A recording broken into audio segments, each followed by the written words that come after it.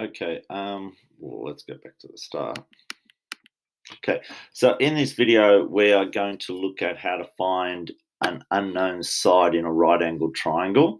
So there's a few little steps and it's always the same sort of process. So the first thing we do is we ask which ratio. So here, what have we got? We've got, if you look, we've got the opposite and the hypotenuse. So we've got the opposite and the hypotenuse. So if we have the opposite and hypotenuse, which one? Opposite and hypotenuse, so that's going to be sine. SOHCAHTOA, opposite and hypotenuse is going to be sine. So once we've figured out the ratio, that's always the first step, whether we're finding the side or an angle, which ratio are we talking about? Then we just write it out. So sine 35 equals opposite over hypotenuse. Sine 35, here's the angle, opposite over hypotenuse. Now, because x is on the top, that's what we want to find. We want to find this value of x, this length here. So really, we are dividing by the 12. So when we take it over to the other side, instead of dividing, we multiply by 12. Remember those little equation rules. So x is on the top, so we multiply. So what we're going to get is 12 times sine 35. And that's just straight on the calculator. We can just type that straight into the calculator. 12 times 35, 12 times sine 35. The question we want to ask perhaps is, do we have to press shift in this case? Remember, we are finding a side.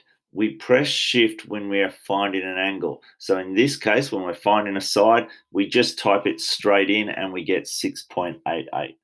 Okay, so it's nice and easy in that sense. It's nice and easy on the calculator. You just have to make sure your calculator is in degrees.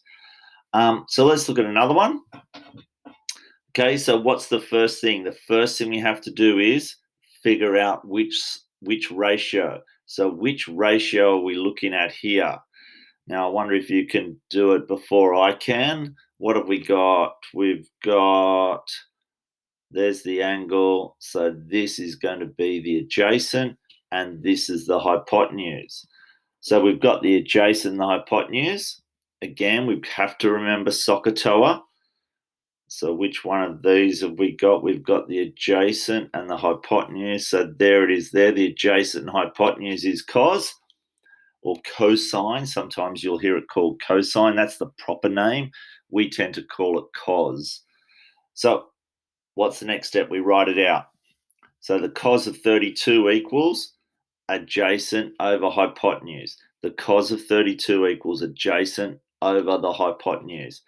Again, x is on the top, so we want to get x by itself because that's what we're looking for. So on this side of the equation, we're dividing by 22. So when we take it over, we are going to multiply. So we get 22 times cos 32 equals x. And again, straight into the calculator, no pressing shift. We are finding a side, so we don't have to. 18.7. I think your calculator said 18.6, but if you round it, it's 18.7. Let's look at two more. Okay, so again, what's our first step? Which ratio? So what have we got here? Again, that's the opposite. Well, that's the hypotenuse. It's the longest side. That's the adjacent. You should be starting to get quicker at this, hopefully.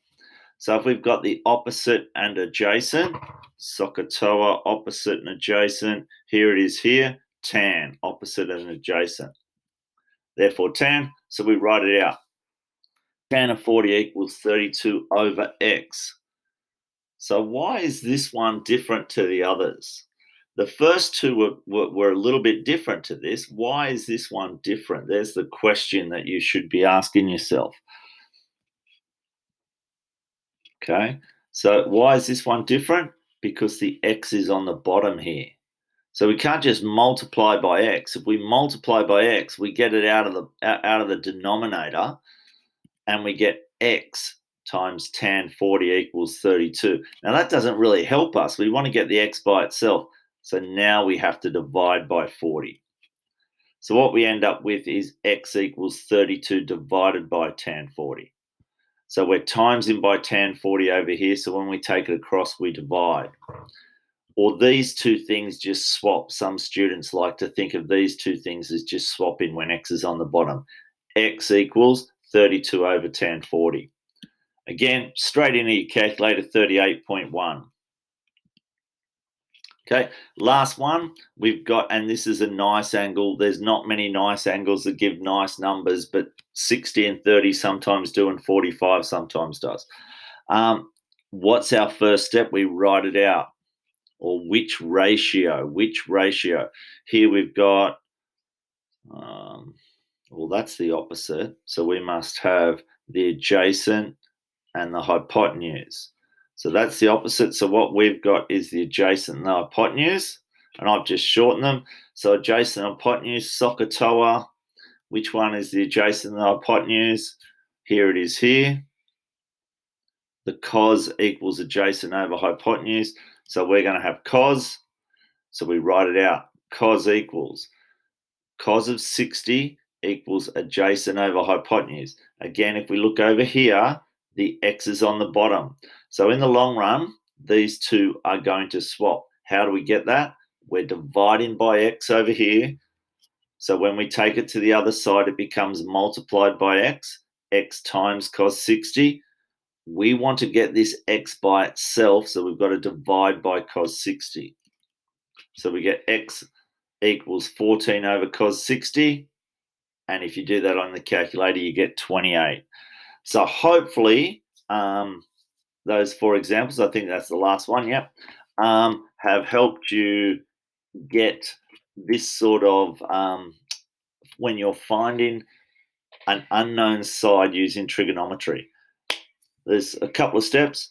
Which ratio is the first step? Write the thing out. If x is on the top, you just multiply. If x is on the bottom, you those two things swap. But you've got to know your equation rules to understand why that happens. And then you just put it into the calculator. Do you have to press shift? No, because we press shift when we are finding an angle. So hopefully that has helped you a little bit at least. And thanks.